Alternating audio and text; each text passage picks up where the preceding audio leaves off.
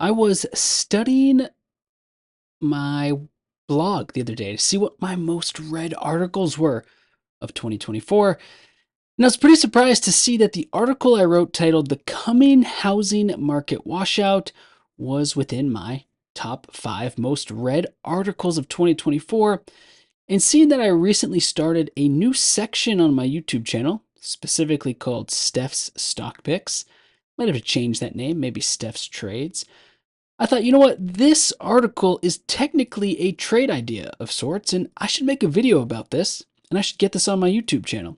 Now, as many of you know, I've been working in financial markets for over a decade now, but specifically on the tech side of things, right? So I've helped build products, tools, networks for investors and traders of all types.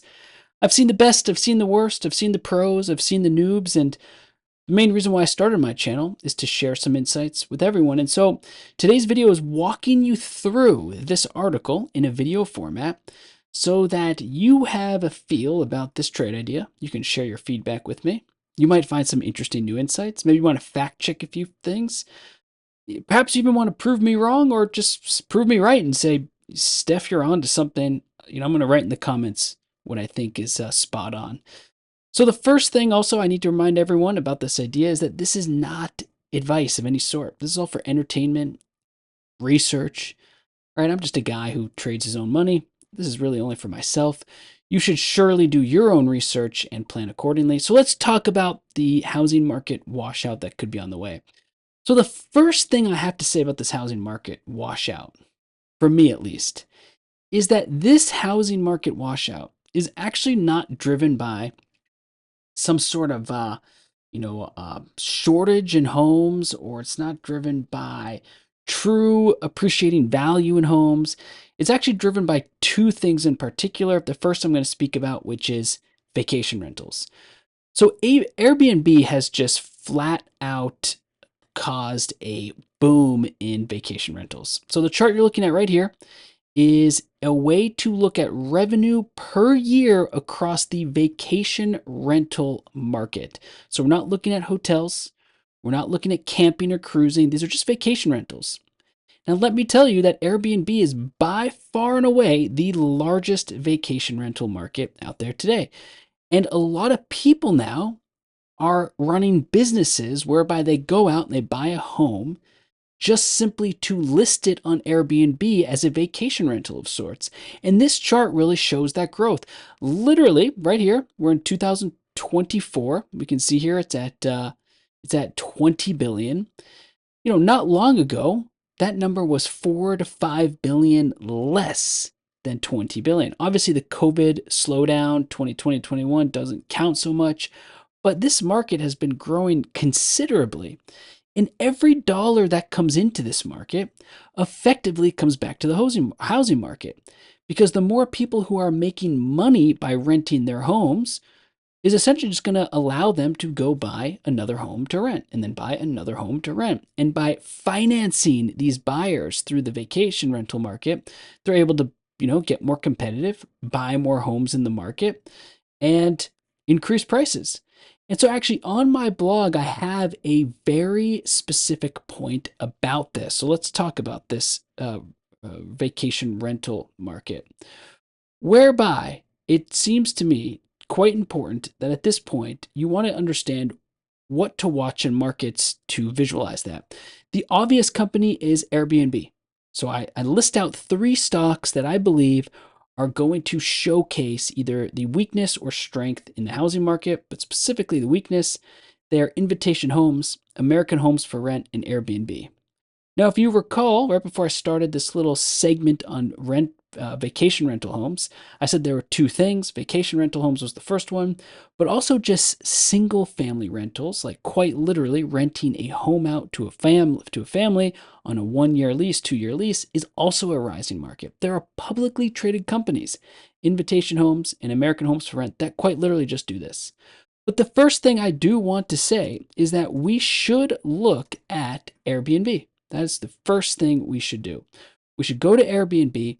We should look at the stock chart for Airbnb, and we should essentially just theorize what's going on. Because if, for example, the markets are the smartest, all-knowing, system on planet Earth. Thousands, if not millions of people, smart institutions, research firms, transacting on a daily basis. They probably know something, or they're probably positioning for something. And that's why I think this chart of Airbnb is pretty interesting, because I want to tell you about this chart. Airbnb has effectively gone nowhere since its IPO. So here's the 2021 IPO. It is at the same price today as its IPO. Now, Airbnb is the largest marketplace for these vacation rentals. Well, if vacation rental revenue, as we saw in the last chart, is rising, if home price values are rising, as we're all aware of, well, shouldn't Airbnb naturally be a part of this boom, considering the growth in both those areas? But instead, it's trading at the same price as its IPO. And just a year ago, back in 2023, it was well below its IPO in 2022 as well. So the market, I believe, is also pricing something in, that it is sort of remaining cautious about what's going to play out here. And let me tell you why this is so important for Airbnb. Because I want to walk you through a process that is quite important for Airbnb and the people involved. So, first of all, when someone does buy a home for Airbnb, they naturally have to put up the capital to do that. So they have to say, hey, here's how much money I have to the bank. I'd like a loan. I'm going to buy that home. Now, what happens is then they put that home on Airbnb and it starts to show them cash flows. So at that point, they start to see these cash flows come in. And what will sometimes transpire is these people buying the homes will then take their cash flows to the bank and say, look how much money I'm generating from this home. I would like another loan based on the cash flows from that home so that I can buy another vacation rental home.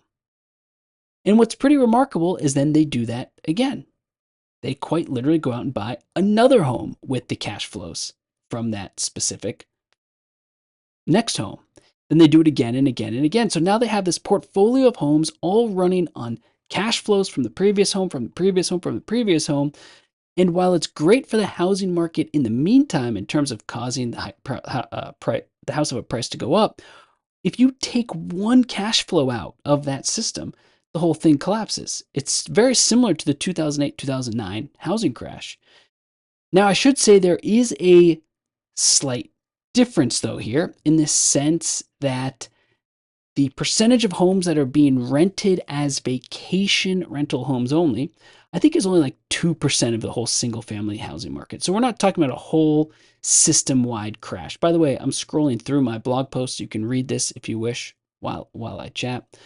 But it's large enough to make a dent. It can surely impact the sheer housing market. And I'm actually going to go through a few of those stats now, which I think is quite important to see how that is playing out.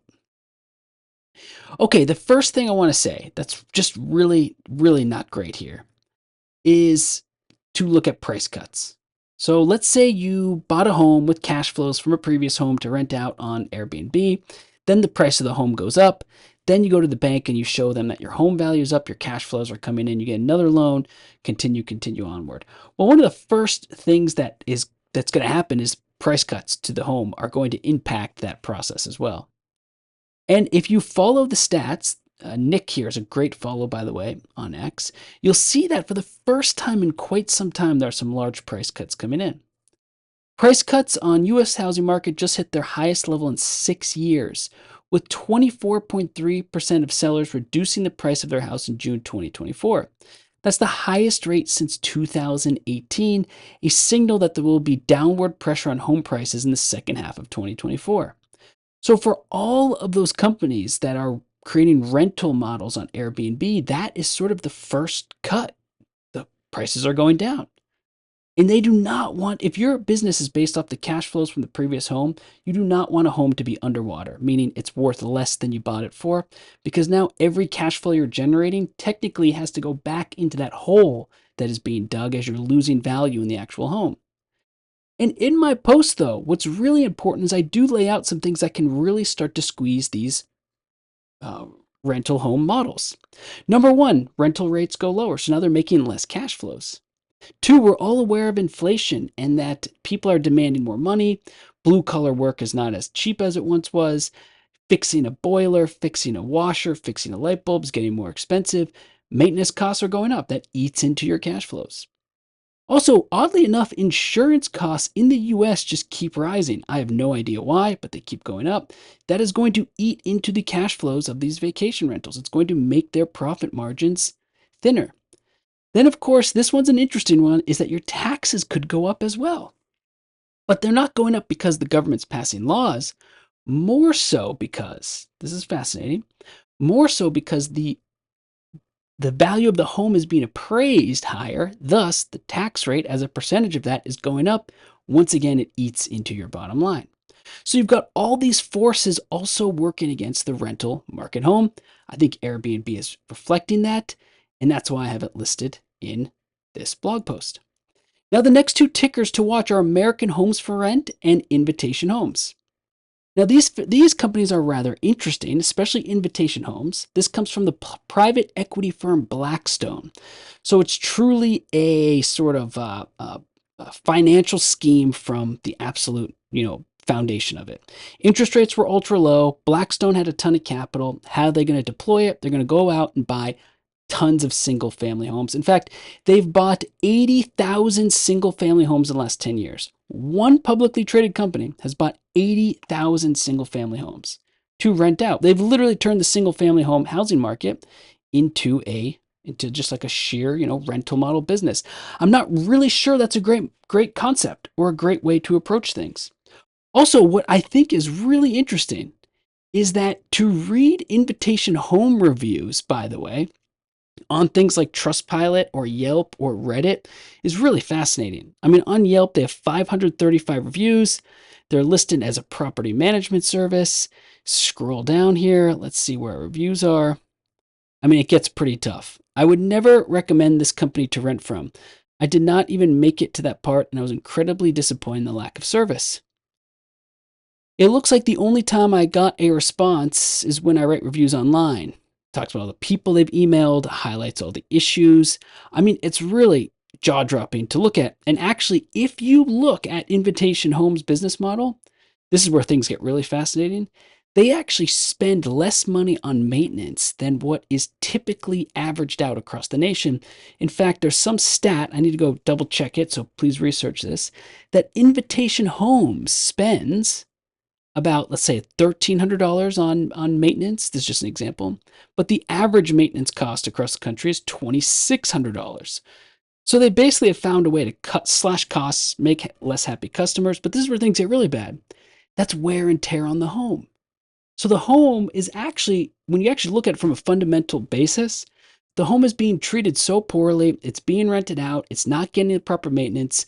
It's actually just getting destroyed, and probably the value of that home is going down no matter what the market's saying, because once you get inside and look at the sheer lack of maintenance happening to that home, it can't keep up with prices because it's probably going to develop so many issues.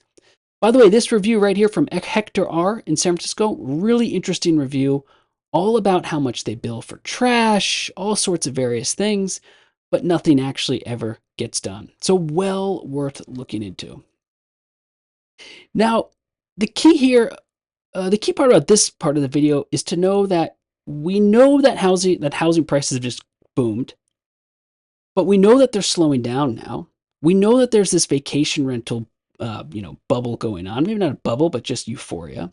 We know that there are publicly traded companies, that American Homes for Rent is the same thing, that simply just buy single family homes and then attempt to rent them out as a business. So we have all these forces swirling around that are totally disconnected from the base fact that single family homes are generally for families, generally for people, generally for communities. They're not supposed to be businesses. It's kind of the foundation of a community after all. So you add in all of these things coming together, and then we look at a few more stats. This one's from Game of Trades. Buying conditions in the U.S. housing market has collapsed, now reaching levels only seen 2 times since 1960, 1974 and 1981. Both of them ended in a recession. So no one is even buying homes. But here's where things get really weird. So no one's buying homes. Well, guess what? Not only is no one buying homes, inventory is going up, especially in places like Texas and Florida. Another tweet from Nick here. The inventory spike in Texas, Florida right now is breathtaking. Active listings in these two states up to 249,000, the highest level in 7 years, and they continue to go up like a hockey stick. So we've got prices falling, we've got rental schemes going on, we've got no buying, and we have inventory going up. I mean, it's just the perfect recipe here. But remember about this post I have, it says the coming housing market washout. I don't think that this is going to be similar to 2007 to 2008 because it's not as massive as a scheme. Like I said, it's about 1 to 2% by my estimates of all homes. That can have a really big impact just at a sheer micro level in your local community at changing housing prices for possibly 7 years to come. There's also another interesting aspect that ties into all of this that I want to wrap this video up on, which is that, if you look at something like the IWM ETF, so that's the Russell 2000 ETF. If you look at the Russell 2000 ETF, what you'll see, which is rather interesting here, is that the Russell 2000 ETF, right? So here's COVID. I have COVID circled here. It boomed after COVID, and it eventually gave back all of those gains at some point in the cycle. There was a bear market. There was a washout. In fact, if you look at this whole region here from 2022 to 2023, it was practically the same level as it was at during COVID. So this area I have here is the highest point prior to COVID. So call it the normal life before COVID. And if you look at a lot of charts throughout the stock market, you'll see that various ETFs and symbols have at some point at one or another time retested or revisited their prices before COVID. The normal pre-COVID level was once revisited. Things normalized, went back to equilibrium. There was a reset. It just sort of happened across many symbols. I don't think it happened to something like Apple. We can quickly see here. In fact, it did even, oh no, here's the Apple. So it did not happen to Apple. Let's see if we can find another interesting company that went through this. Did it happen to Tesla? Did not happen to Tesla. If you look hard enough, though, you will definitely see that there are several symbols whereby this did happen. And actually, just because I think it's so important to find a company where this did happen at some point, Google probably not. A lot of the large caps have just done absolutely fantastic. Okay, so here's an interesting one. It happened to Facebook. Facebook before COVID was trading at $200 a share. I have it highlighted here. Back in 2022, it was below its COVID levels. Things got so dire, it went below the COVID levels. The one market that has not experienced any type of retrace or correction is the housing market. Equities have faced it, all sorts of things. Food prices are now facing it. Things have gone through this cycle. For whatever reason, the housing market has not. And I think that this chart right here from Lance Lambert is rather fascinating. I'm going to do an update on my blog. You can get this graphic. I'll share Lance's graphic here. Be sure to cite him. This column here says since March 2020, right? So what we have here are the 50 largest metro housing prices. Every single market is up since 2020. Not a single market except for one or two, is even below 20%. Looks like just New Orleans is at 5%. But where things are getting interesting is there is some weakness appearing. There are some cracks taking place. Look at Austin, Texas, for example, down 4.7% year over year. Austin, Texas went down year over year. So something is potentially happening, and oftentimes it's these initial signs that you want to find. Jacksonville, Florida, down 2.2% year over year. A lot of these markets didn't go down at all after COVID was worked out. So this is what I'm calling the coming housing market washout, and I'm curious to hear your thoughts. I list out these three symbols as ways to play it. There are other ways as well. I'll create a blog post with various trade ideas. But if you sit through this whole presentation and come away with some interesting stats and facts to be on the lookout for, I hope you found this interesting. Thanks so much for watching.